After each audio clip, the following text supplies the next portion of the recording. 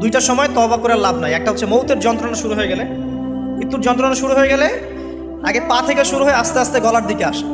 হাদিসে যেমনটা এসেছে, সূরা ওয়াকিয়ার মধ্যেও আছে যে পায়ের দিক থেকে যন্ত্রণা শুরু হয়ে আস্তে আস্তে আস্তে আস্তে এই গলার দিকে আসে, এবং আত্মাটা গলার এখানে যখন চলে আসে, এখান থেকে মালাকুল মউত আত্মাটাকে নিয়ে চলে যায়।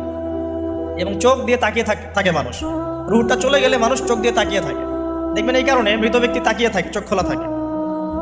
এবং তখন আসমান থেকে সিঁড়ি নামিয়ে দেওয়া হয়, ওই সিঁড়িতে করে আত্মা চলে যাচ্ছে, ও তাকিয়ে দেখে যে আত্মা চলে যাচ্ছে। এবং মানুষ মারা যাওয়ার পরে চোখ জীবিত থাকে অনেকক্ষণ। মেডিকেল সায়েন্স যারা পড়েছে তাদেরকে জিজ্ঞাসা করবে, মানুষ ডেড হয়ে গেলেও চোখ দেখবেন আরও কয়েক ঘন্টা, হয়তো আরও নির্দিষ্ট একটা সময় পর্যন্ত চোখটা কিন্তু জীবিত থাকে। এই জন্যে চোখ বন্ধ করে দিতে হয়। যাই হোক, যেটা বলছিলাম যে মৌতের যন্ত্রণা শুরু হয়ে গেলে তওবা করে লাভ নাই, তওবার দরজা বন্ধ। আর পশ্চিম দিক থেকে সূর্য উঠে গেলে তওবা করে লাভ নাই, তওবার দরজা বন্ধ।